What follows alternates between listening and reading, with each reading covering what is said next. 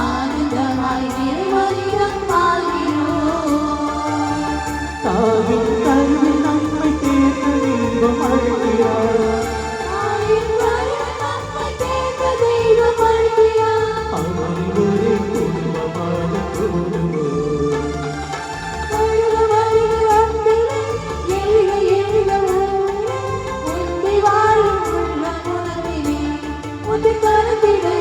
ஆண்டவரின் இல்லம் தேடி வருகிறோம்.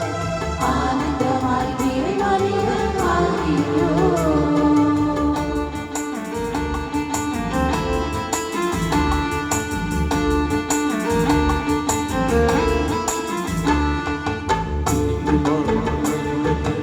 இறைவன் எழுகிறார். இதையும்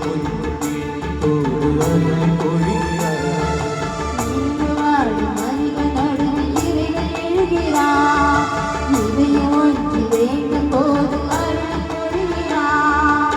இடம் வாழ்ந்திடும் பொழுதெல்லாம் அருளை பொழிகிறார்.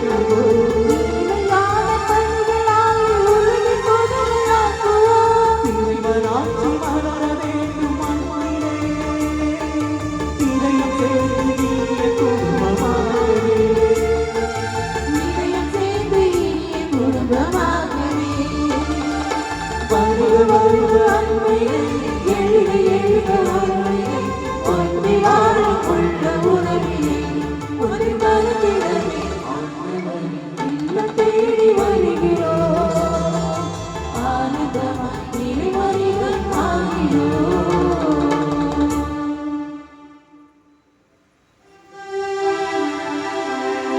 தந்தை மகன் தூய ஆவியாரின் பெயராலே நம் ஆண்டவராகிய இயேசு கிறிஸ்துவின் அருளும் கடவுளின் அன்பும் தூய ஆவியாரின் அன்பும் உங்கள் அனைவரோடும் இருப்பதாக. ஆன்மாவோடும் இருப்பதாக.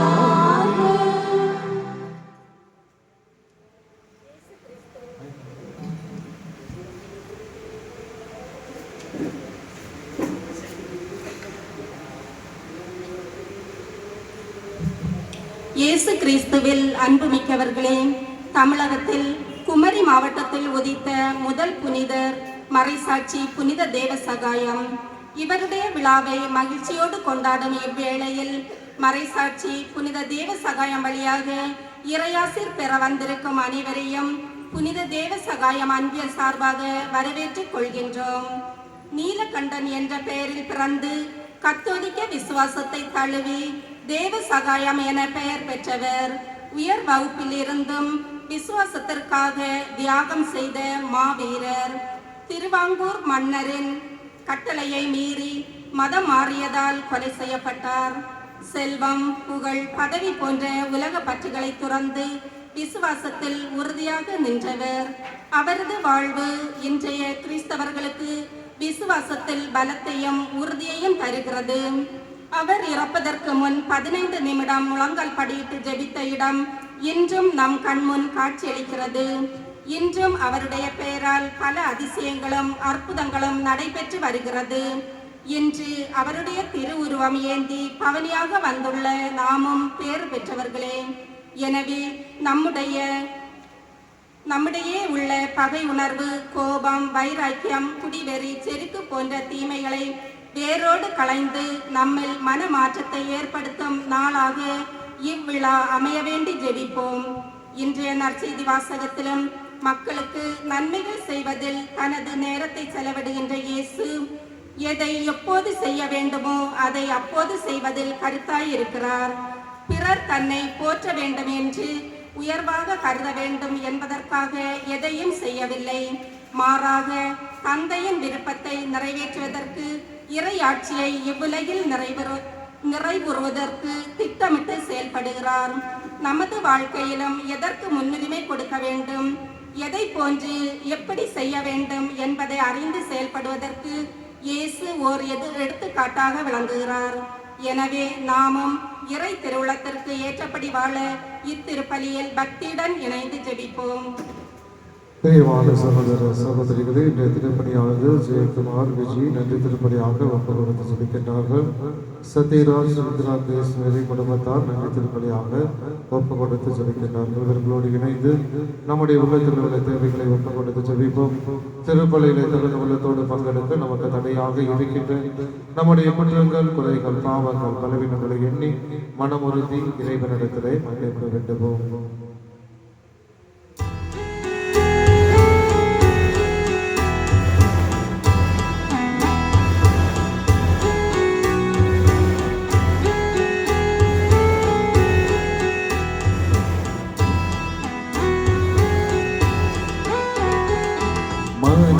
வருந்தி மனம் தீருந்தி உம்மை சரணடைந்தே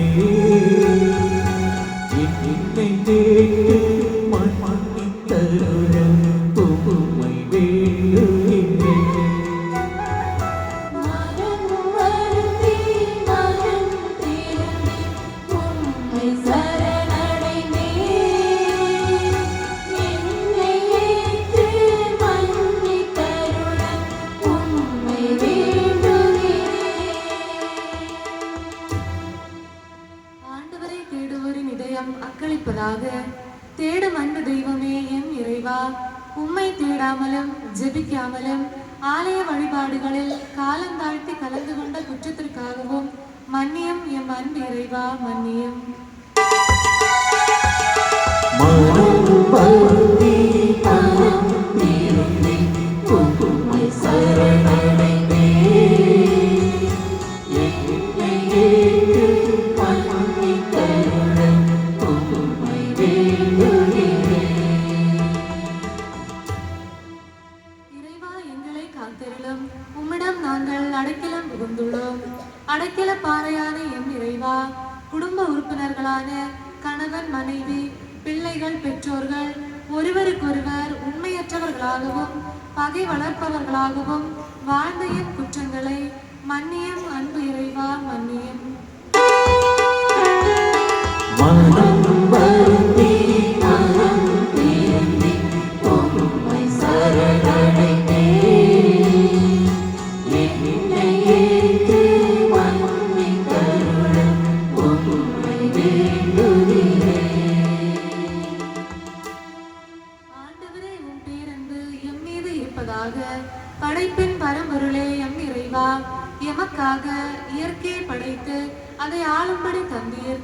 ஆனால் நாங்கள் இயற்கையை ஓயாமல் சிதைத்து உம் மனதை துயரப்படுத்திய குற்றங்களுக்காக மன்னியும் எம் அன்பு இறைவா, மன்னியும்.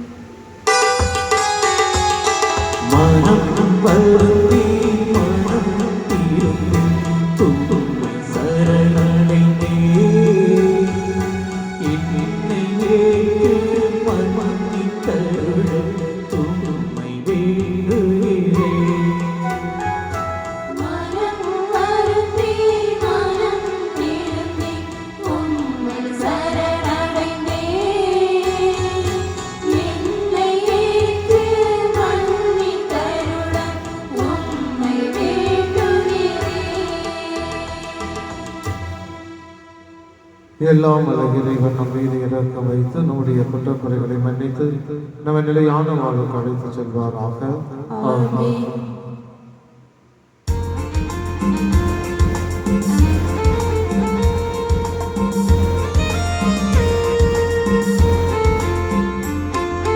உன்னதங்களிலே இறைவனுக்கு மாட்சிமை உண்டாகுக. உலகினிலே நல்மனத்தவர்க்கு அமைதியும் உண்டாகுக.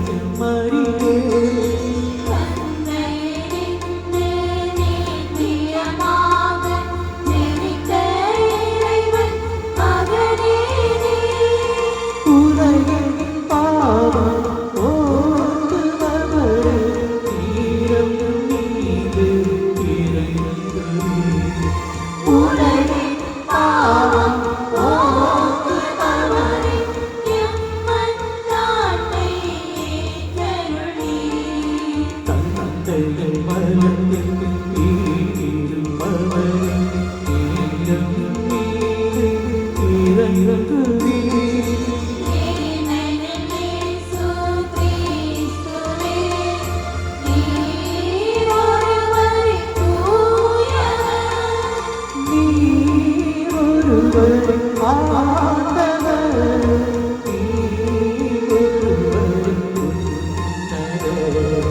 பரிசுத்த ஆவியுடன் தந்தை இறைவன் ஆட்சியிலுள்ளவர் நீரே.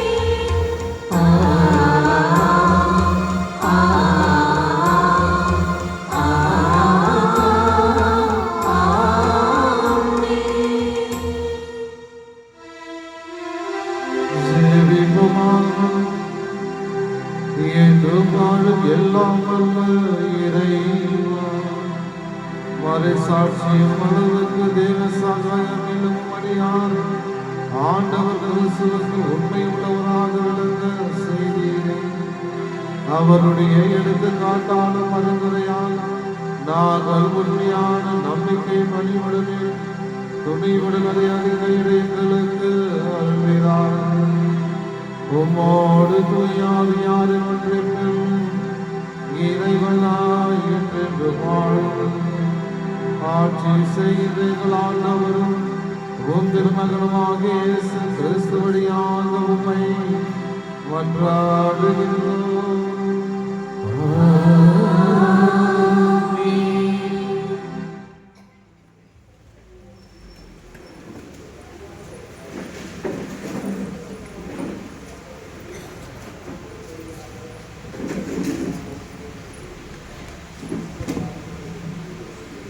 வெற்றியை தேடி உழைக்கின்ற மனிதர்கள் தங்களுக்கு கிடைக்கும் நேரத்தை எப்படி செலவழிப்பது என்பதை திட்டமிட்டு செயல்படுவதை நாம் பார்க்க முடிகிறது. நேரத்தை முறையாக செயல்விட தெரியாதவர்கள் வெற்றி பெறவும் முடியாது. வாழ்வில் லட்சியம் கொண்டவர்கள் ஒரு குறிக்கோளை அடைவதற்காக செயல்படுகிறார்கள். இன்றைய வாசகத்திலும் சாமுவேல் இறைவாக்கினரால் அழைக்கப்படுகிறார். சாமுவேல், ஆண்டவரே பேசும் அடியான் கேட்கிறேன் என்று பதில் கூறுகிறார். ஆண்டவரின் இறைவாக்கினராக நியமிக்கிறார். இன்று நாமும் நம்மில் எத்தனையோ பேர் இறைவனின் குரலுக்கு செவி கொடுக்கிறோம். சாமுவேலை போன்று இறைவனின் அழைப்புதற்கு ஏற்று வாழ தம்மையை தயாரித்துக் கொள்வோம். இறைவார்த்தைக்கு செவிமடுப்போம். முதல் வாசகம். ஆண்டவரே பேசும் அடியான் கேட்கிறேன். சாமுவேல் நூலிலிருந்து வாசகம். 3ஆம் அதிகாரம் 1 முதல் 10 தொடர்ந்து 19 முதல் 20 வரை உள்ள இறை வார்த்தைகள். அந்நாள்களில் சிறுவன் சாமுவேல் ஏலியின் மேற்பார்வையில் ஆண்டவருக்கு ஊழியம் செய்து வந்தான். அந்நாள்களில் ஆண்டவரின் வார்த்தை அரிதாக இருந்தது, காட்சியும் அவ்வளவாக இல்லை. அப்போது ஒரு நாள் ஏலி தம் உறைவிடத்தில் படுத்திருந்தார். கண் பார்வை மங்கிவிட்டதால் அவரால் பார்க்க முடியவில்லை. கடவுளின் விளக்கு இன்னும் அணையவில்லை. கடவுளின் பேழை வைக்கப்பட்டிருந்த ஆண்டவரின் இல்லத்தில் சாமுவேல் படுத்திருந்தான். அப்பொழுது ஆண்டவர் சாமுவேல் என்று அழைத்தார். அதற்கு அவன், இதோ அடியேன் என்று சொல்லி ஏலியிடம் ஓடி, இதோ அடியேன், என்னை அழைத்தீர்களா என்று கேட்டான். அதற்கு அவர், நான் அழைக்கவில்லை, திரும்பி சென்று படுத்துக்கொள் என்றார். அவனும் சென்று படுத்துக்கொண்டான். ஆண்டவர் மீண்டும் சாமுவேல் என்று அழைக்க அவர் எழுந்து ஏலியிடம் சென்று, இதோ அடியேன், என்னை அழைத்தீர்களா என்று கேட்டான். அவரோ, நான் அழைக்கவில்லை மகனே, சென்று படுத்துக்கொள் என்றார். சாமுவேல் ஆண்டவரை இன்னும் அறியவில்லை. அவனுக்கு ஆண்டவரின் வார்த்தை இன்னும் வெளிப்படுத்தப்படவில்லை. 3ஆம் முறையாக ஆண்டவர் சாமுவேல் என்று அழைத்தார். அவன் எழுந்து ஏலியிடம் சென்று, இதோ அடியேன், என்னை அழைத்தீர்களா என்று கேட்டான். அப்பொழுது சிறுவனை ஆண்டவர் தாம் அழைத்தார் என்று ஏலி தெரிந்து கொண்டார். பின்பு ஏலி சாமுவேலை நோக்கி, சென்று படுத்துக்கொள், உன்னை அவர் மீண்டும் அழைத்தார். அதற்கு, நீ ஆண்டவரே பேசும் அடியான் கேட்கிறேன் என்று பதில் சொல் என்றார். சாமுவேலும் தன் இடத்திற்கு சென்று படுத்துக்கொண்டார். அப்போது ஆண்டவர் வந்து நின்று, சாமுவேல், சாமுவேல் என்று முன்பு போல் அழைத்தார். அதற்கு சாமுவேல், பேசும் அடியான் கேட்கிறேன் என்று மறுமொழி கூறினான். சாமுவேல் வளர்ந்தான். ஆண்டவர் அவனோடு இருந்தார். சாமுவேலது வார்த்தை எதையும் அவர் தரையில் விழவிடவில்லை. சாமுவேல் ஆண்டவரின் இறைவாக்கினராக நியமிக்கப்பட்டு விட்டார் என்றுதான் முதல் பெயர் சேர்பா எவரையிலும் அனைத்து இஸ்ரேலும் அறிந்து கொண்டனர். இது ஆண்டவர் வழங்கும் அருள்வாக்கு.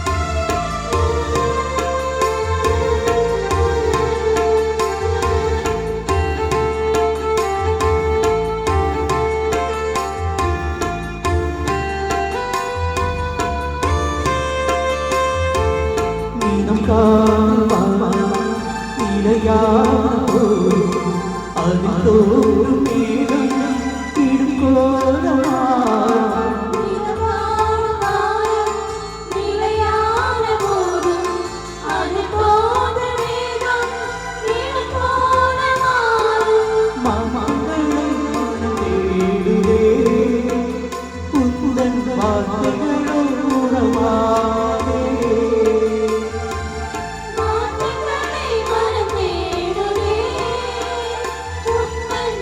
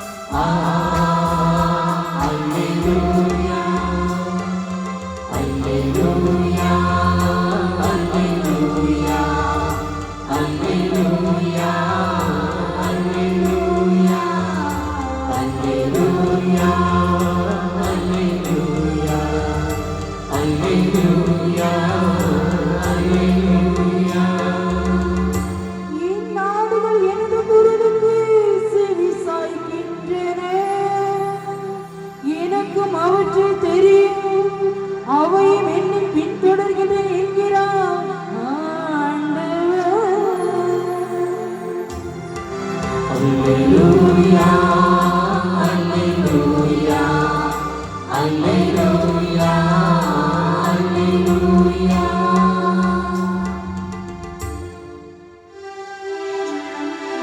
ஆண்டவர் உங்களோடு இருப்பாராக.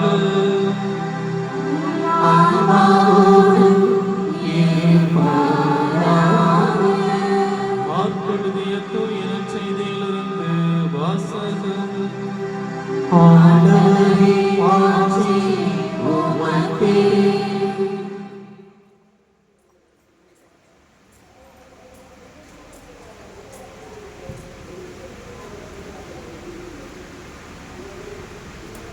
மார்க் எழுதிய நற்செய்தி அதிகாரம் 1 இறை வார்த்தைகள் 29 முதல் 39 வரை. அதிகாரம் 1 இறை வார்த்தைகள் 29 முதல் 39 வரை. அக்காலத்தில் இயேசுவும் சீடர்களும் தொழுகை கூடத்தை விட்டு வெளியே வந்து யாக்கோபு யோவானுடன் சீமோன் அந்திரேயா ஆகியோரின் வீட்டிற்குள் சென்றார். சீமோனுடைய மாமியார் காய்ச்சலாய் கிடந்தார். உடனே அவர்கள் அதை பற்றி இயேசுவிடம் சொன்னார்கள். இயேசு அவர் அருகில் சென்று கையை பிடித்து அவரை தூக்கினார். காய்ச்சல் அவரை விட்டு நீங்கிற்று. அவர் அவர்களுக்கு பணிவிடை செய்தார். மாலை வேளைகளில் கதிரவன் மறையும் நேரத்தில் நோயாளர்கள், பேய் பிடித்தவர்கள் அனைவரையும் மக்கள் அவரிடம் கொண்டு வந்தார்கள். நகர் முழுவதும் வீட்டு வாயில் முன் கூடியிருந்தது. பல்வேறு பிணிகளால் வருந்திய பலரை அவர் குணப்படுத்தினார். பல பேய்களையும் ஓட்டினார். அந்த பேய்கள் அவரை அறிந்திருந்ததால் அவற்றை அவர் பேசவிடவில்லை. இயேசு விடியற்காலை கருக்களில் எழுந்து தனிமையான ஒரு இடத்திற்கு புறப்பட்டு சென்றார். அங்கே அவர் இறைவனிடம் வேண்டிக் கொண்டிருந்தார். சீமோனும் அவருடன் இருந்தவர்களும் அவரை தேடி சென்றார்கள். அவரை கண்டதும் எல்லாரும் உம்மை தேடிக் கொண்டிருக்கின்றார்கள் என்றார்கள். அதற்கு அவர், நாம் அடுத்த ஊர்களுக்கு போவோம், வாருங்கள், அங்கும் நான் நற்செய்தியை பறைசாற்ற வேண்டும், ஏனெனில் இதற்காகவே நான் வந்திருக்கின்றேன் என்று கூறினார். பின்பு அவர் கலிலேய நாடு முழுவதும் சென்று அவர்களுடைய தொழுகை கூடங்களில் நற்செய்தியை பறைசாற்றி பேய்களை ஓட்டி வந்தார். கிறிஸ்துவின் நற்செய்தி. கிறிஸ்துவே உமக்கு புகழ்.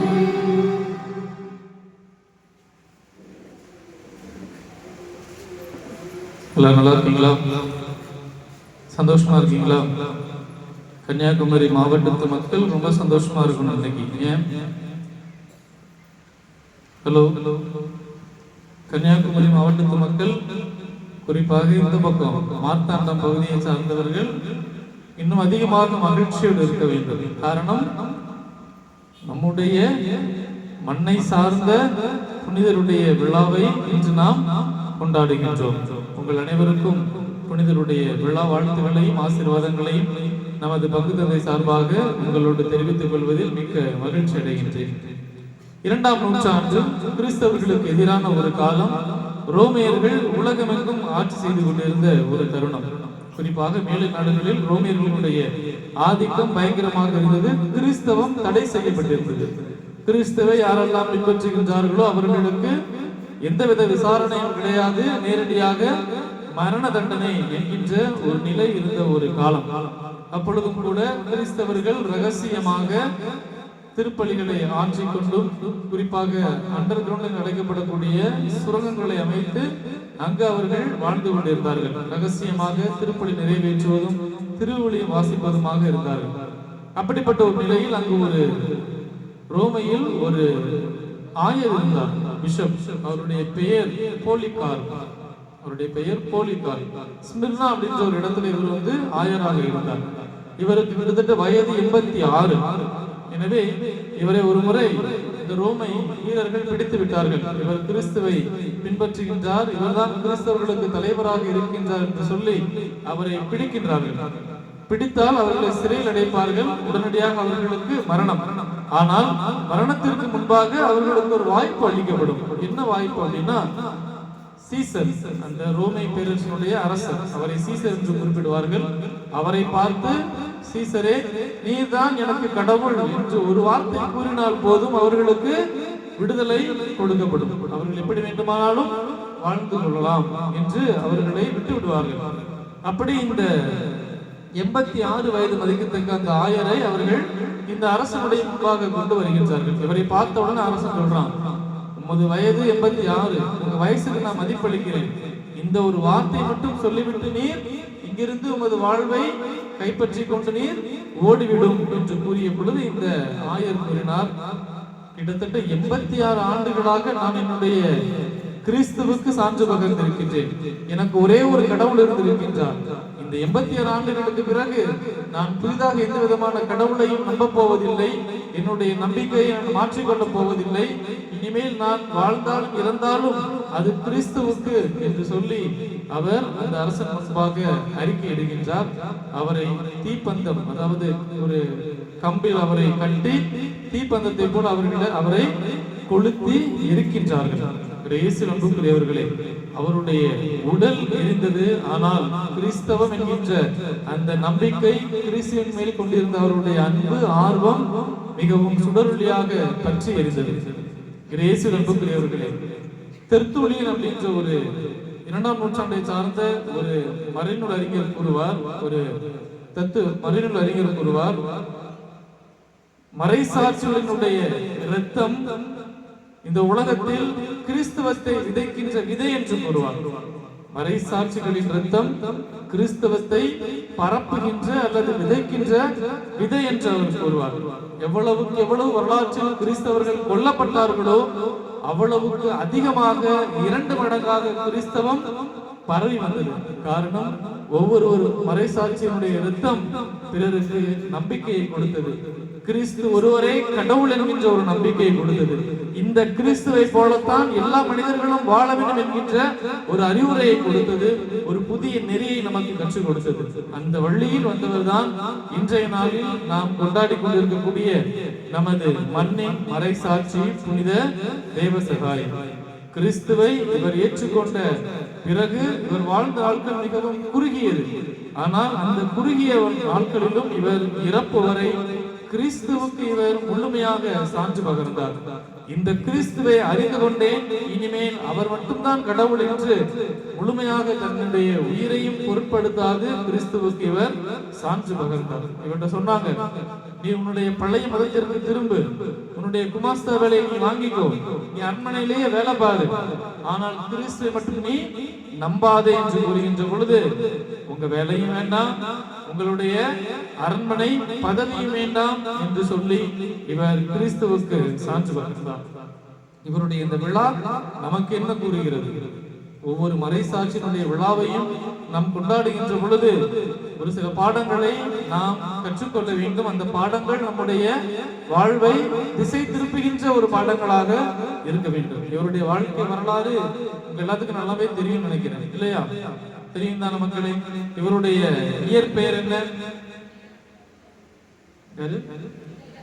வெரி குட், நீலகண்டன் பிள்ளை என்கின்ற ஒரு பெயரோடு திருவிதாங்கூர் சமஸ்தானத்தில் அரண்மனையில் இவர் குமாஸ்தாவாக வேலை செய்து கொண்டிருக்கின்றார். அப்பொழுது அங்கு வந்த ஒரு டச்சு தளபதி டிலனாய் அப்படிங்கிறவருடைய டிலனாயினுடைய ஒரு வாழ்க்கையை பார்க்கிறார். இந்த டிலனாய் இந்த திருவிதாங்கூர் சமஸ்தானத்தில் அடிமையாக இருக்கின்றார். அவர் அந்த மார்த்தாண்டவர்மனால் கைப்பற்றப்பட்டு சிறையில் இருக்கின்றார். ஆனால் இந்த டிலனாயினுடைய வாழ்வு மிக மகிழ்ச்சியான வாழ்வாக இருக்கிறது. எந்த விதமான குறையும் அவரிடத்தில் இவர் காணவில்லை. சந்தோஷமாக இருக்கின்றார், மகிழ்ச்சியாக இருக்கின்றார்.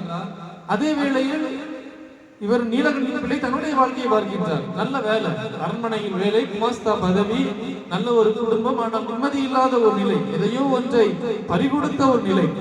எனவே அவர் போய் கேட்கின்றார் டிலனாய் இடத்தில், நீர் எப்படி இவ்வளவு மகிழ்ச்சியாக இருக்கிறீர் என்று கூறிய பொழுது அவர் கூறுகின்றார், நான் கடைபிடிப்பது கிறிஸ்துவனுடைய வாழ்வை, எனவே அந்த கிறிஸ்துவை நான் என்னுடைய வாழ்வில் பின்பற்றுகின்றேன் என்று கூறுகின்ற பொழுது இவர் கேட்கின்றார், உங்கள் கடவுள் எல்லாருக்குமான ஒரே கடவுளா, அல்லது உங்கள் கடவுளிடத்திலும் ஏதாவது வேறுபாடுகள் இருக்கிறதா என்று கேட்கின்றார். இது மிக மிக முக்கியமான ஒரு விஷயம். இதை பற்றி நம்ம பின்னாடியும் சிந்திப்போம், சரிங்களா? கேட்க ஒரு கேள்வி, உங்கள் கடவுள் மேலை நாட்டு மக்களுக்கு மட்டும்தான் கடவுளா அல்லது எல்லாருக்கும் சமமான கடவுளா என்று கேட்ட பொழுது திலனாய் கூறுகின்றார், எங்கள் கடவுள் ஒரே கடவுள், அவர் அன்பாக இருக்கின்றார், கிறிஸ்துவாக இந்த உலகத்தில் பிறந்தார், அன்பை போதித்தார், எல்லா மனிதர்களையும் ஏற்றுக்கொண்டார் என்று கூறிய பொழுதுதான் இந்த நீலகண்டன் பிள்ளைக்கு கிறிஸ்துவை பின்பற்ற வேண்டும் என்கின்ற ஒரு முனைப்பு வந்தது, ஒரு ஆர்வம் வந்தது. அதன்படி அவர் தன்னை கிறிஸ்துவை பின்பற்ற திருமுழுக்கு பெற்றுக் கொள்கின்றார், கிறிஸ்தவராக மாறுகின்றார். எங்க கிறிஸ்தவராக மாறினார்? எந்த ஊர்ல மாறினார் மக்களே? Very good, Vadakkankulam. இந்த மறைசாட்சியினுடைய புனிதர் பட்டம் கொடுக்கின்ற பொழுது நான் வடக்கன் குளத்தில் உதவி பங்கு தந்தையாக இருந்தேன்.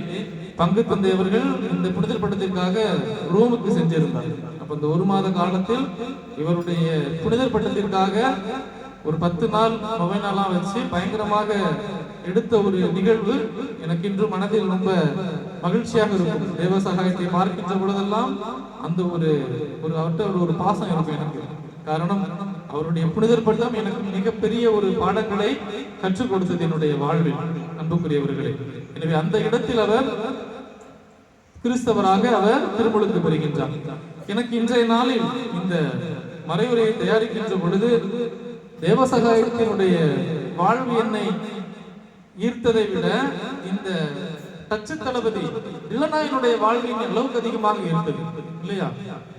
ஒரு மனிதரை பார்த்து இவர் பின்பற்றுகின்ற கடவுளை நானும் பின்பற்றுகின்றேன் என்று கூறுகின்றார்.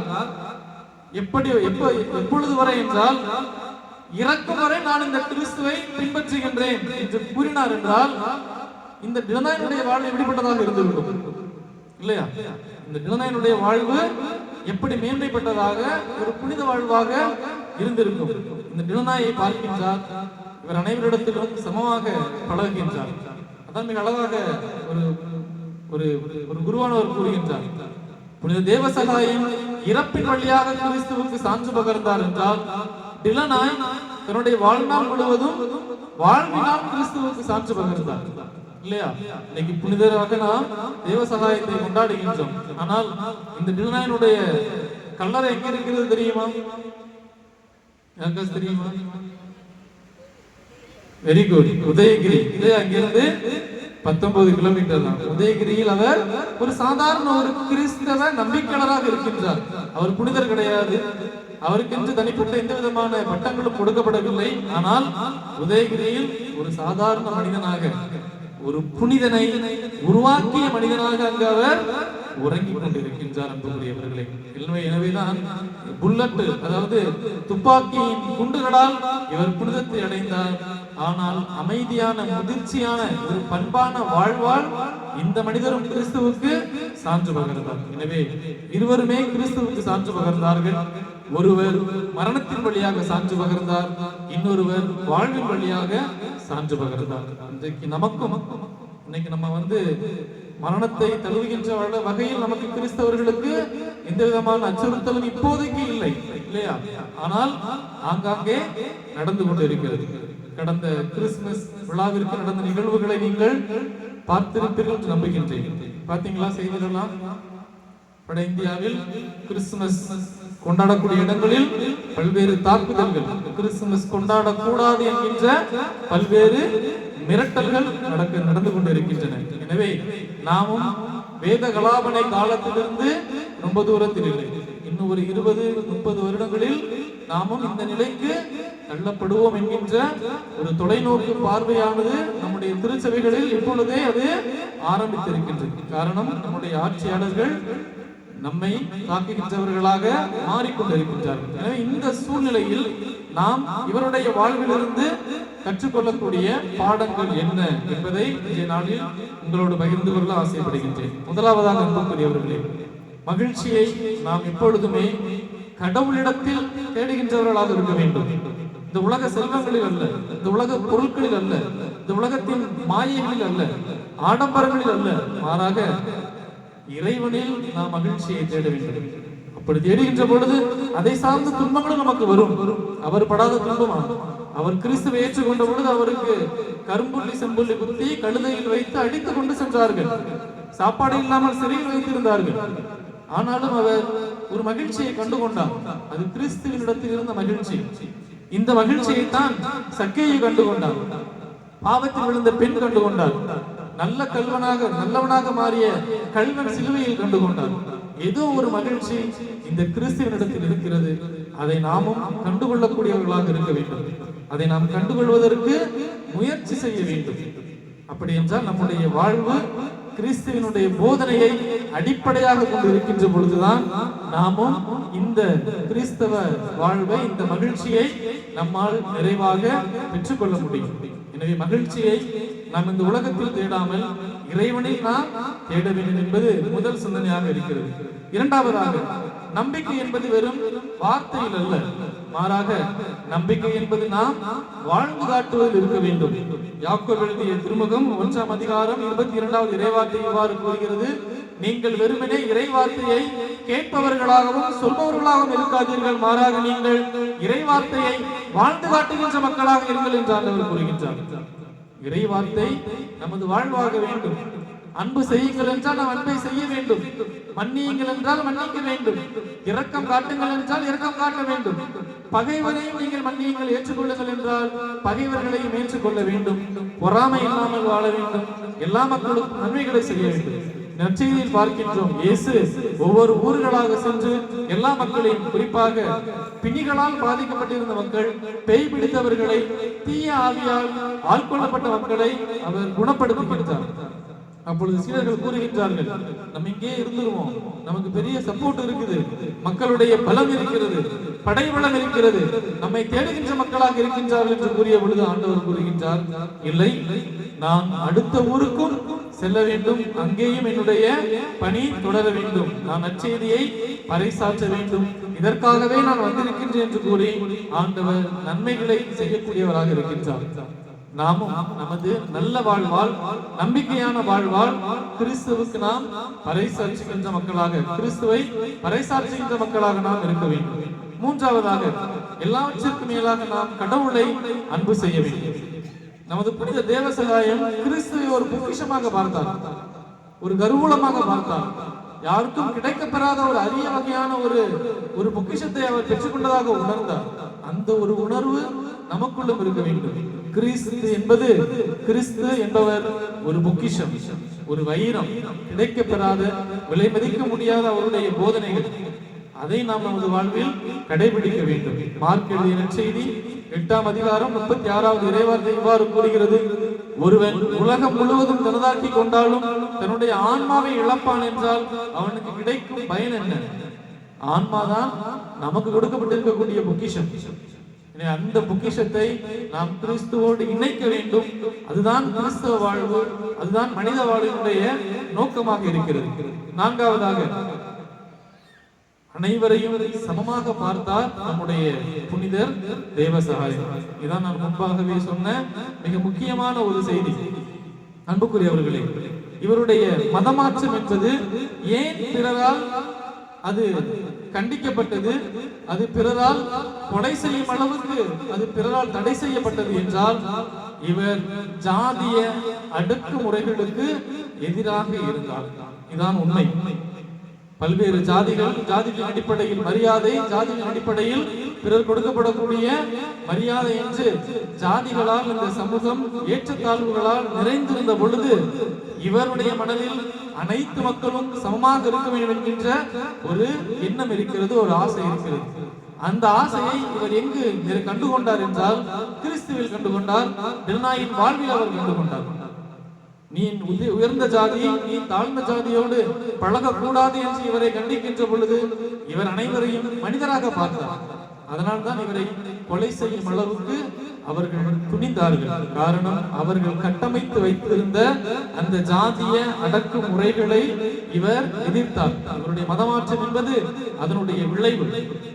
இன்றைக்கும் அந்த ஒரு பழைய அந்த ஒரு கட்டமைப்புகளுக்குள் நம்மை கொண்டு செல்லக்கூடிய பல்வேறு முயற்சிகள், முன்னெடுப்புகள் இப்பொழுது நமக்குள் நடந்து கொண்டிருக்கிறது இந்திய அளவில். அதற்கு இன்று வரையில் போராடி கொண்டிருக்கின்ற ஒரு நாடு நம்முடைய தமிழக நாடு, தமிழக மண். பெரியாரின் காலத்திலிருந்து இப்போது வரை அதற்கு எதிராக பல்வேறு ஜாதிய அடக்குமுறைகளுக்கு எதிராக குரல் கொடுத்து கொண்டிருப்பது இந்த மண். ஆனாலும் பழைய அந்த கட்டமைப்புகளை, ஜாதிய கட்டமைப்புகளை இன்றும் உள்ளே கொண்டு வர வேண்டும், மக்களை ஏற்றத்தாழ்வுகளோடு வைக்க வேண்டும் என்று பல்வேறு சக்திகள், மதம் சார்ந்த சக்திகள் அதற்கான முயற்சிகளை முன்னெடுத்துக் கொண்டிருக்கின்றார்கள். அதற்கு எதிராக இருந்தவர் தான் நம்முடைய புனிதர் தேவசகாயம். எனவே அன்புக்குரியவர்களே, நமது வாழ்வு அனைவரையும் சமமாக பார்க்கக்கூடிய ஒரு வாழ்வாக இருக்க வேண்டும். கலாத்தியருக்கு எழுதிய திருமுகம் 3வது இறைவார்த்தை 28வது அதிகாரம் 28வது இறைவார்த்தை கூறுகிறது, உங்களுள் கிரேக்கர் என்றும் அடிமை என்றும் யூதர் என்றும் உரிமை குடிமக்கள் என்றும் ஆண் என்றும் பெண் என்றும் எந்த விதமான வேறுபாடும் இருக்கக்கூடாது, எந்த விதமான ஏற்றத்தாழ்வும் இருக்கக்கூடாது என்று கூறுகிறது. அதைத்தான் கிறிஸ்து நமக்கு கற்றுக் கொடுத்தார். தொழுநோயாளரையும் அவர் கட்டிப்பிடித்தார், பாவியாக வந்தவர்களை அவர் ஏற்றுக்கொண்டார். இந்த ஒரு அனைவரையும் சமமாக பார்க்கக்கூடிய ஒரு நம்பிக்கை, சமமாக பார்க்கக்கூடிய ஒரு பண்பு கிறிஸ்தவர்கள் நம்மிடத்தில் காண வேண்டும். குறிப்பாக தெய்வ சகாயத்தை புனிதராக கொண்டிருக்கக்கூடிய நாம் அதை செயல்படுத்த வேண்டும். அடுத்ததாக துன்பம் பிறருக்கு சாட்சியாக மாற வேண்டும். அவருடைய திருவுருவம் சங்கிலிகளால் கட்டப்பட்டு முழந்தாளிட்டு காயங்கள் இருக்கக்கூடிய அவருடைய உருவம் நமக்கு சொல்வது, இத்தகைய துன்பங்கள் வந்தாலும் நான் கிறிஸ்துவுக்கு சான்று பகிர்ந்தேன், உங்களுடைய வாழ்வில் நீங்கள் படுகின்ற துன்பங்களிலும் நீங்கள் கிறிஸ்துவுக்கு சான்று பகருங்கள் என்று கூறுகின்றார். ரோமேற்கு எழுதிய திருமுகம் 8வது அதிகாரம் 17வது இறைவார்த்தை கூறுகிறது, நீங்கள் கிறிஸ்துவின் துன்பங்களில் நீங்கள் பங்கு கொண்டீர்கள் என்றால் அவருடைய மாட்சியில் நீங்கள் உறுதியாக பங்கு கொள்வீர்கள் என்று. அந்த மாட்சியை பெறுவதற்காகத்தான் அவர் தன்னுடைய வாழ்வையும் இழந்தார். எனவே நம்முடைய வாழ்வில் பாவங்களுக்கு அல்ல, மாறாக அந்த மாட்சிக்கு நாம் நம்மையே தயார் செய்ய வேண்டும். இறுதியாக அன்புக்குரியவர்களே, கிறிஸ்தவராக நல்லதொரு மன்னிப்பை அவர் தனது வாழ்வில் வெளிப்படுத்தினார். எவ்வாறு கிறிஸ்து சிலுவையில் இறக்கின்ற பொழுது இவர்களை மன்னியும் என்று சொன்னாரோ, அதே போல இந்த மனிதன் தன்னுடைய மௌனத்தால், அமைதியான வாழ்வால் இவர் பிறரை மன்னித்தார். இவர் இருக்கின்ற பொழுது யாரையும் பார்த்து சாபம் விடவில்லை. இவர்கள் நன்றாக இருக்க மாட்டார்கள், இவர்களை கொலை செய்கின்றார்கள் என்று சாபம் விடவில்லை. தற்போது ஒரு வீடியோ பார்க்க வேண்டியது, ஒரு மனிதனை காவல்துறையினர் அவர்கள் நிறுத்துகின்ற பொழுது, ஒரு பிரச்சனையிலிருந்து நிறுத்துகின்ற பொழுது அந்த மனிதன் சாப விடுகின்றான். நாம் கும்பிடுற கடவுள் உங்களை எல்லாம் அழிப்பார் என்று கூறுகின்றான். நாம் வணங்குகின்ற கடவுள் உங்களை அழிப்பார் என்று. கிறிஸ்தவ கடவுள், நம்முடைய கடவுள் அழிக்கின்ற கடவுள், அவர் மன்னிக்கின்ற கடவுள், அன்பான கடவுள் என்பதை புனித தேவசகாயம் தன்னுடைய இறப்பிலும் அவர் நிரூபித்தார். அவருடைய வாழ்வு முழுவதும் கிறிஸ்தவ வாழ்வுக்கு சான்று பகர்கின்ற ஒரு வாழ்வாக இருந்தது. அதைத்தான் நாமும் நமது வாழ்வில் முன்னெடுக்க வேண்டும். குறிப்பாக அவருடைய பாதுகாவலில், அவருடைய பராமரிப்பில் அவர் வாழ்ந்த இந்த மண்ணில் வாழ்ந்த நாம் கிறிஸ்துவை நமது வாழ்வால் பிறருக்கு பறைசாற்ற வேண்டும். இளனாய் இவருக்கு சான்று பகர்ந்தார், கிறிஸ்துவுக்காக இவருக்கு சான்று பகர்ந்தார். அதே போல இவர் நமக்காக கிறிஸ்துவை சான்று பகர்ந்தார். நாமும் அடுத்து வரக்கூடிய தலைமுறையினருக்காக கிறிஸ்துவனுடைய வாழ்வை நமது வாழ்வால் சான்று பகர வேண்டும். அதற்கான அருளை வேண்டி தொடர்ந்து திருப்பலியில் மன்றாடுவோம். இறைவன் நம் அனைவரையும் ஆசீர்வதிப்பாராக. ஆமென்.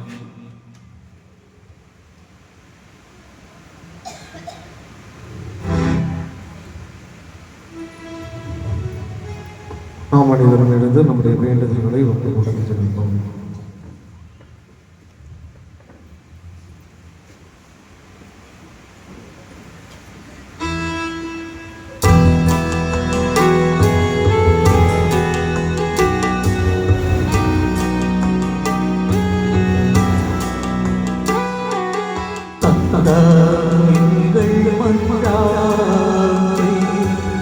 தயவாய் கேட்டருளும்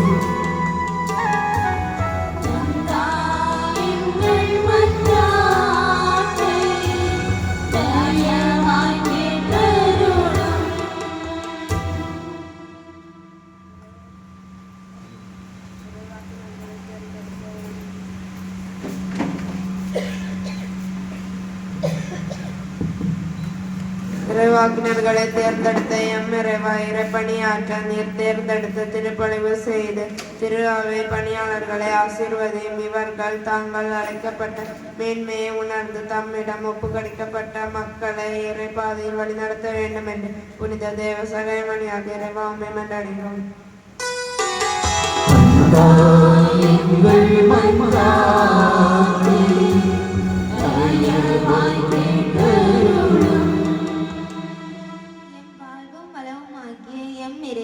நாங்கள் உம்மிடமிருந்து பெற்ற ஆன்மீக மற்றும் பொருளாதாரங்களை மற்றவர்களிடம் பகிர்ந்து நன்மை செய்யும் தாராள மனது எங்கள் ஒவ்வொருவருக்கும் தாரும். நாங்கள் புனித தேவசாயத்தை போன்று இறை நம்பிக்கையிலும் விசுவாசத்தில் நிலைத்து நிற்கவும் வேண்டிய அருள் வரங்களை தந்தரல வேண்டும் என்று புனித தேவசாயம் வழியாக இறைவா உம்மை மன்றாடுகின்றோம்.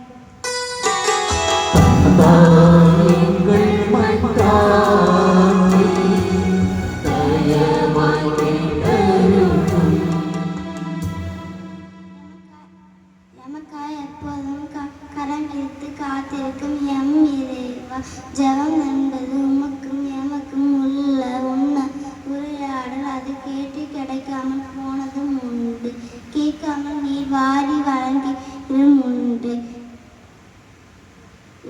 என்பதை உணர்ந்து வாழ வரும் வேண்டுமென்று புனித தேவசேவம் மன்றாடுகிறோம்.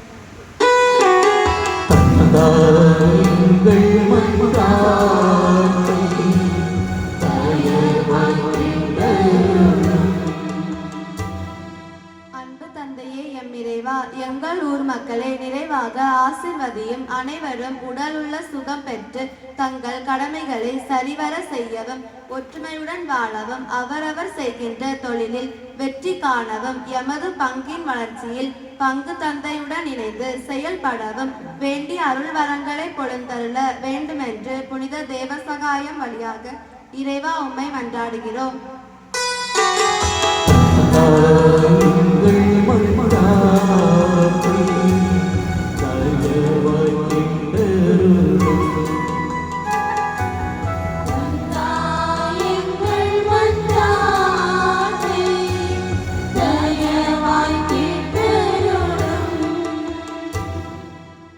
கண்களை மூடி கரங்களை குவித்து நம்முடைய உள்ளத்தில் உள்ள தேவைகளை நம் ஆண்டவர் இயேசு கிறிஸ்துவின் பாதத்தில் ஒப்புக் கொடுத்து ஜெபிப்போம்.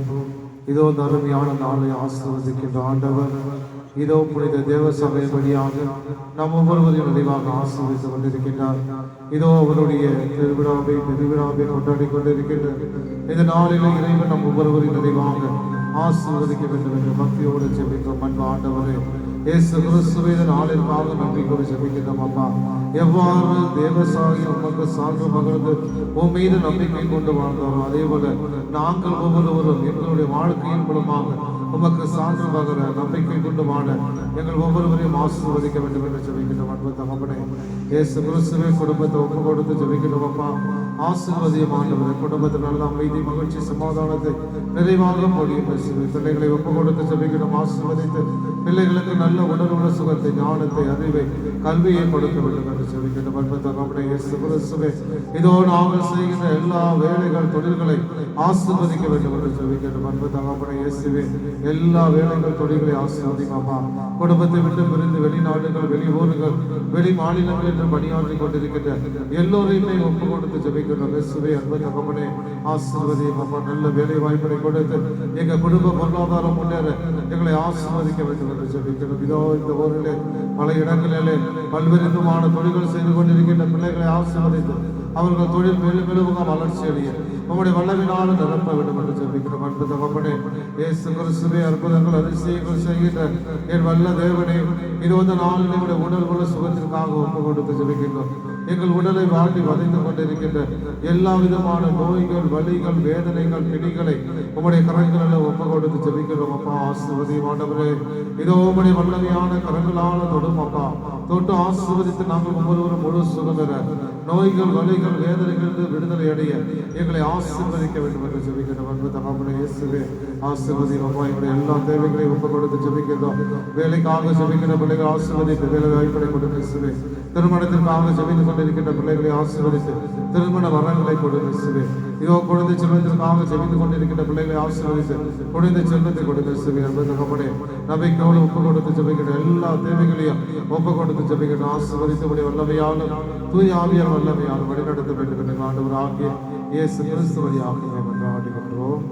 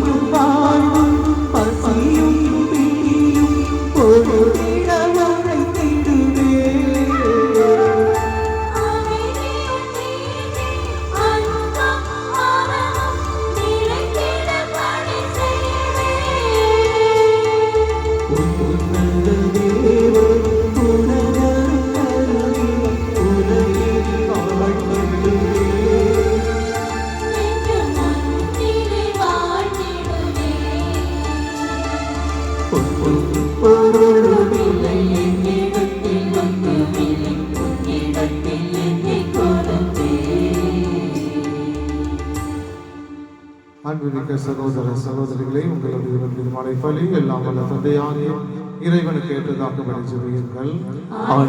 நமது புகழ்ச்சிக்காகவும் மாட்சிக்காகவும் நமது நன்மைக்காகவும் புனித திருவை அனைத்து நலன்களுக்காகவும் உமது கைகளில் இப்பொழுது ஏற்றுக்கொள்வாராக.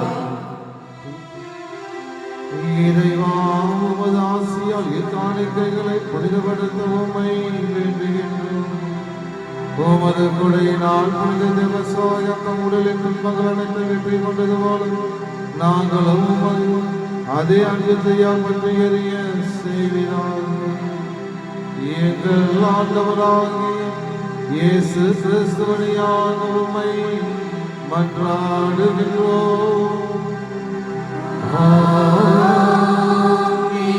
ஆண்டவர் உங்களோடு இருப்பாராக.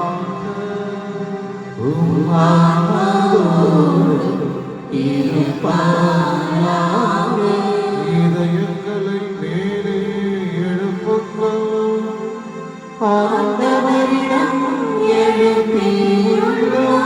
நம் இறைவனாகிய ஆண்டவருக்கு நன்றி கூறுவோம்.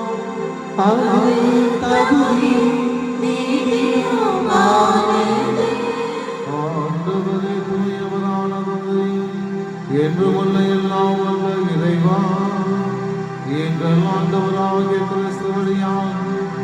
இதனால் இடத்தில் நாங்கள் நன்றி செலுத்துவது மெய்யாகவே தகுதியும் நீதியுமாகும். எங்கள் கடமையும் இப்பமுடைய செயலுமாகும். ஏனெனில் புனிதருடைய திரு சாட்சியம் உம் திரு அவை எங்கள் புதிய ஆற்றல் பெற்று வளமடைகின்றது. இவ்வாறு எங்கள் மீது நீர் கொண்டிருக்கும் அறிவிப்பை தெல்ல தெளிவாக காட்டுகின்றேன். மேலும் எங்களது மீட்பின் மறைவுகளை நாங்கள் நிறைவேற்றுவது அப்புனிதரின் சிறப்பு மிக்க எடுத்துக்காட்டால் கொண்டவன் அவர்களுக்கு தருத்த பரிந்துரையால் என்று ஊக்கம் பெறவும் வருகின்றேன். ஆகவே ஆண்டவர் மாணவர்கள் புனித அனைவரோடு நாங்களும் சேர்ந்து உமது பெருமையில் மலைசாட்சியாக்களின் ஒரே குரலாய் பாடுவதாவது.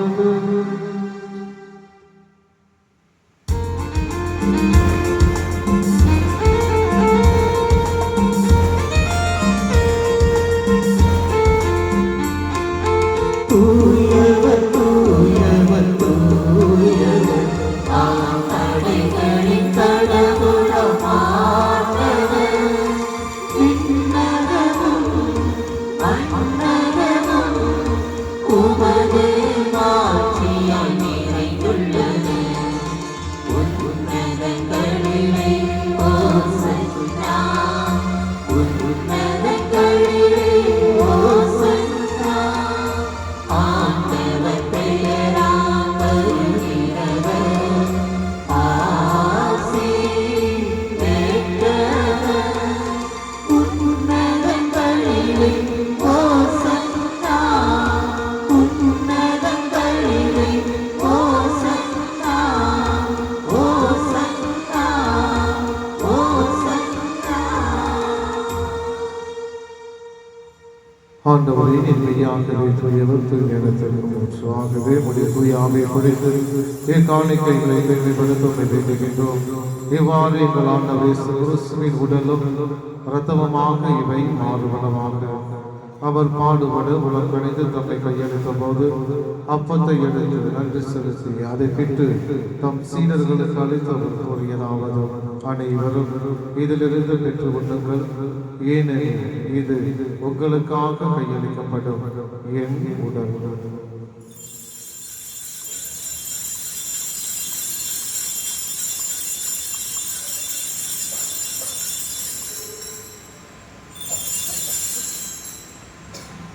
அவ்வளவை விருதை அருகிய பின் கிண்ணத்தை எடுத்து மீண்டும் நன்றி கூறி தம் சீடர்களுக்கு அளித்தவர் கூறியதாவது, அனைவரும் இதிலிருந்து பெற்று பருகுங்கள், ஏனெனில் இது புதிய நிலையான உடன்படிக்கைக்குரிய இரத்தத்தின் கிண்ணம்.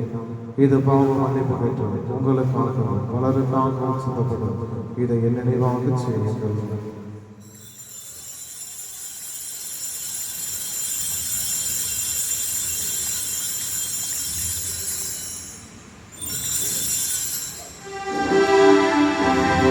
நம்பிக்கையின்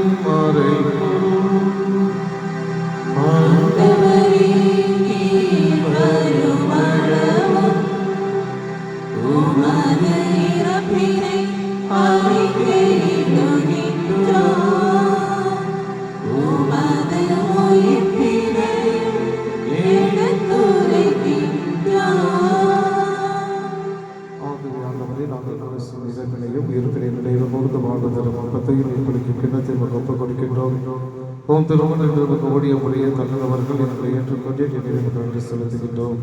மேலும் கிறிஸ்துவின் உடலில் பந்தத்தில் பங்கு கொள்ளுங்களை தூய ஆவியாக சேர்க்க வேண்டும் என உண்மை தாழ்மையுடன் மன்றாடுகின்றோம்.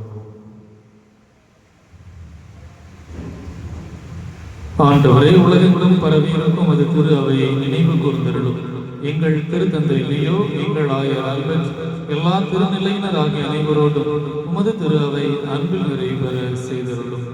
உயிர்த்தெழும் எதிர்நோக்குடன் துயில் கொள்ளும் எங்கள் சகோதர சகோதரிகளை இறந்தோர் அனைவரையும் இரக்கத்துடன் நினைவு கூர்ந்து உமது திருமுக ஒளியினுள் ஏற்றருளும். இந்த மாலை வேளையில் இந்த கல்வாரி வலையில் பக்தியோடு ஜெபித்து கொண்டிருக்கக்கூடிய எங்கள் அனைவர் மீதும் இரக்கமாயிரும். எங்களின் குடும்பத்தின் தேவைகளுக்கும் தனிப்பட்ட விண்ணப்பங்களுக்கும் கனிவாய் செவி சாய்த்தருளும்.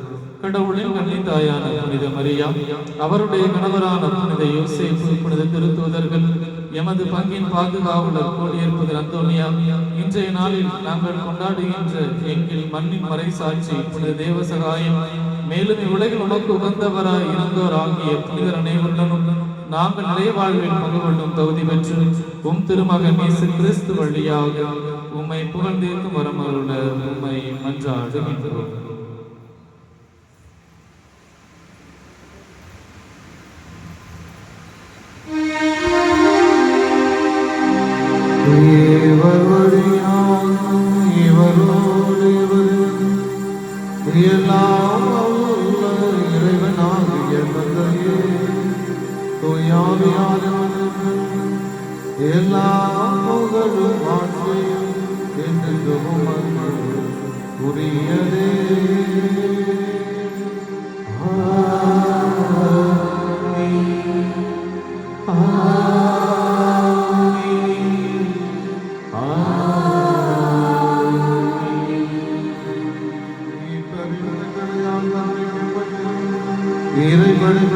பயிற்சி பெற்றலாம் அனைவரும் துணிந்து பாடுவோம். எங்கள் தந்தையே, உமது பெயர் தூயது போற்றப் பெறுக. உமது ஆட்சி வருக. உமது திருவுளம் விண்ணுலகில் நிறைவேறுவது போல மண்ணுலகிலும் நிறைவேறுக. எங்கள் அன்றாட உணவை இன்று எங்களுக்கு தாரும். எங்களுக்கு எதிராக குற்றம் செய்வோரை நாங்கள் மன்னிப்பது போல எங்கள் குற்றங்களை மன்னியும். எங்களை சோதனைக்கு உட்படுத்தாதேயும். தீமையிலிருந்து எங்களை விடுவித்தருளும். ஆண்டவரே, தீமைகளை தலைவர்கள் எங்களை விடுவித்து எங்கள் வாழ்நாள் அமைதியை கனிவுடன் அருள உம்மை மன்றாடுகின்றோம். உமது இரக்கத்தின் உதவியால் நாங்கள் பாவத்திலிருந்து எப்போதும் விடுதலை பெற்று யாதொரு நலமின்றி நலமாயிருப்போமா. நாங்கள் எதிர்நோக்கி இருக்கும் பேரும் பெற்றதாக எமீகராகிய இயேசு கிறிஸ்துவின் வருகைக்காகவும் காத்திருக்கின்றோம். ஆட்சியும் வல்லமையும் மாட்சியும் என்றென்றும் உமதே. ஆண்டவரே, இயேசு கிறிஸ்துவே, அமைதி உங்களுக்கு விட்டுச் செல்கிறேன். என் அமைதியை உங்களுக்கு அளிக்கிறேன் என்று உன் திருப்புதர்களுக்கும் ஒழுங்கிறேன். எங்கள் பாவங்களை பாராமல் உமது திருவம்பை நம்பிக்கையை நம்பிக்கை திருவிழத்திற்கு ஏற்ப அந்த அமைதியை ஒற்றுமை அளித்தவராக என்றென்றும் வாழ்ந்து ஆட்சி செய்கிறவர் நீரே. ஆண்டவரே, அமைதி உங்கள் அனைவரோடு இருப்பதாக, ஆன்மாவோடும் இருப்பதாக. ஒருவருக்கு ஒருவர் அமைதியை பகிர்ந்துகொள்வோம்.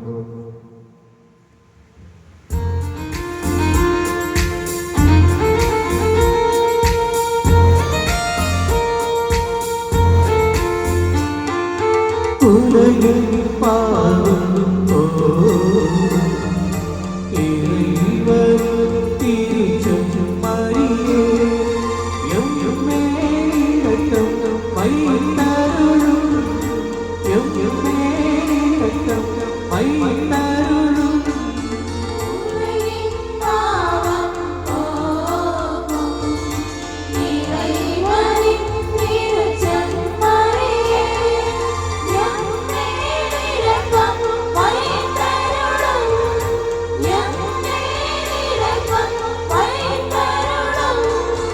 உலகின் பாவம்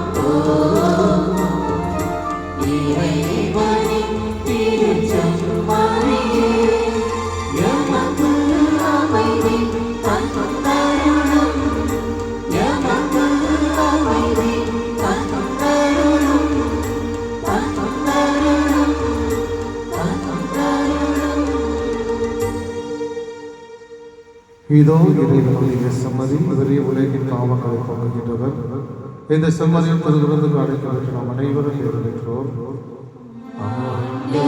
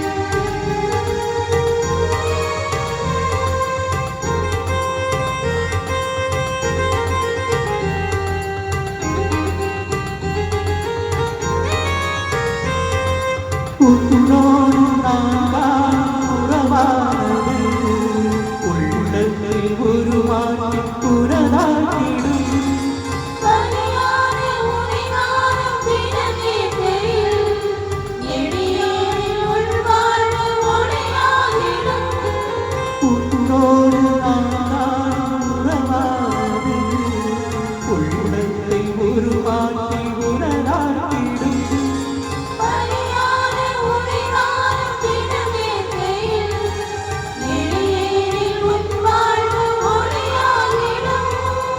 உன்மீட்டலா இனி மாற்றங்கள் உன் தேடலால் இனி ஆற்றல்கள் வழிவேடும் இனி காக்க நீ வேண்டுமே திருமலையில் வருவாயே இதயம் அருகில் அமர்வாயே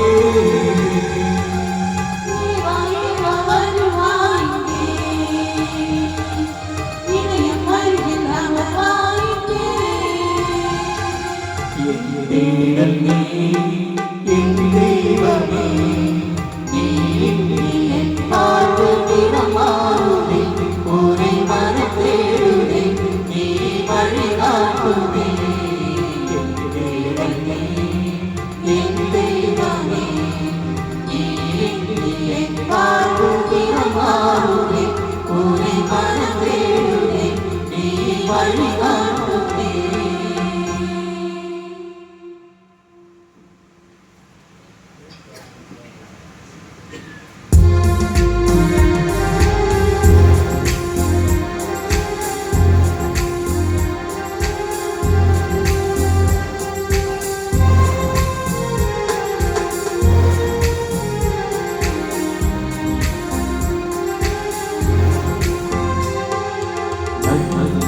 பாடி பாடி தாரனை போற்றிடுவோம் நாளும் அவரின் வல்ல செயலுக்கு நன்றி பாடிடுவோம்.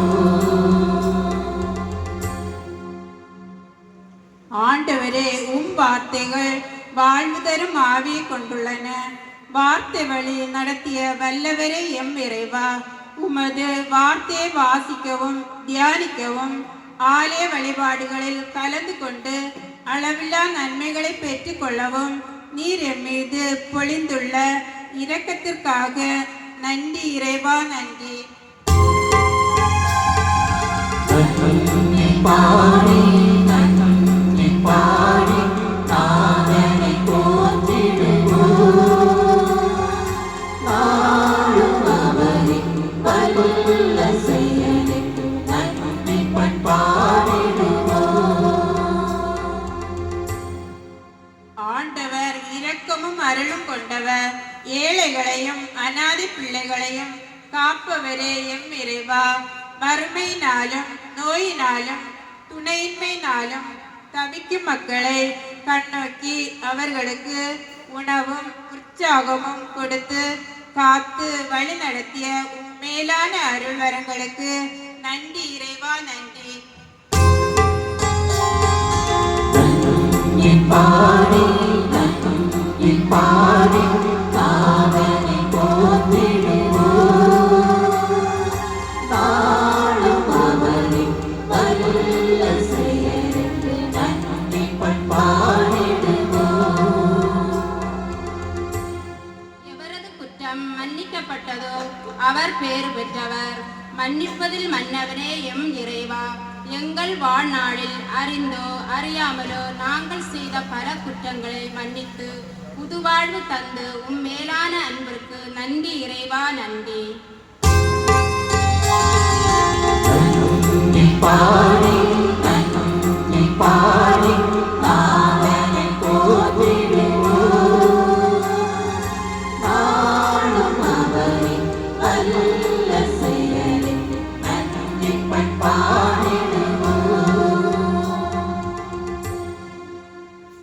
இறை இயேசுவில் பிரியமான சகோதர சகோதரிகளே, உங்கள் அனைவருக்கும் தேவ சபையின் திருவிழா நல்வாழ்த்துக்களை நான் தெரிவித்துக் கொள்கின்றேன். அனைவருக்கும் என்னுடைய வாழ்த்துக்கள். அதேபோல் இந்த நாள் வழிபாடு மிகவும் சிறப்பாக இருந்தது.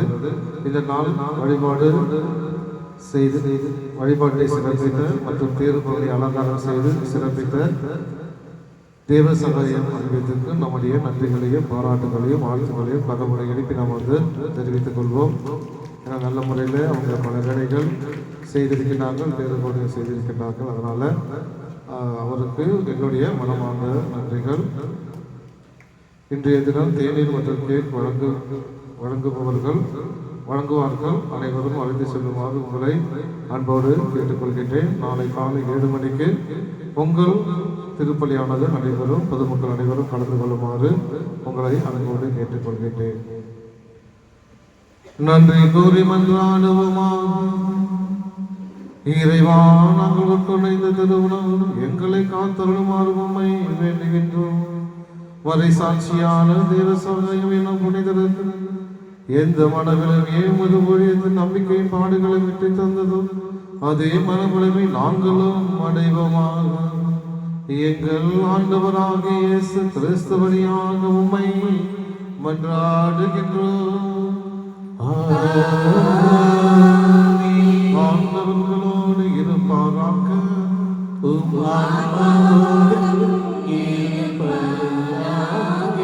எல்லாம் வல்ல இறைவன் தந்தை, மகன், தூய ஆவியார் உங்கள் அனைவரையும் நிறைவாக ஆசீர்வதிப்பாராக. சென்று வாருங்கள், திருப்பலி நிறைவேறிற்று. இறைவனுக்கு நன்றி.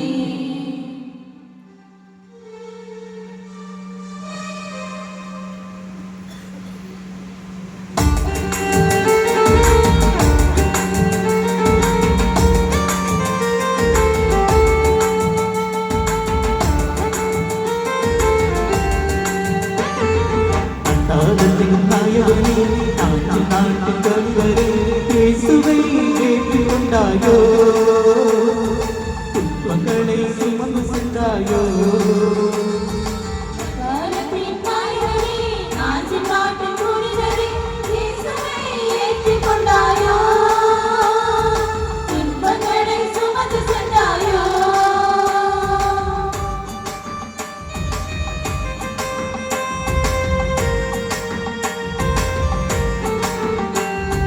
சோதனைகள் வேதனைகள் உம்மை தொடரவே போதனைகள் போதும் என்று துணிந்துகிறாயே.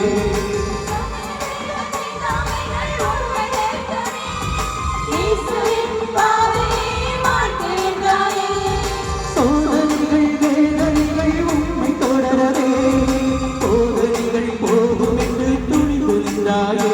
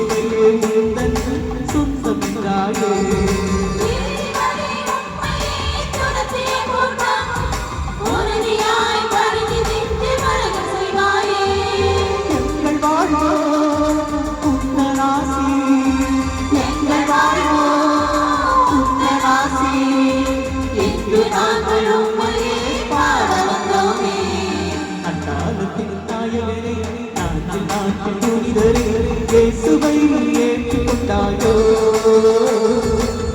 கொண்டனை சுமந்து சென்றாயோ.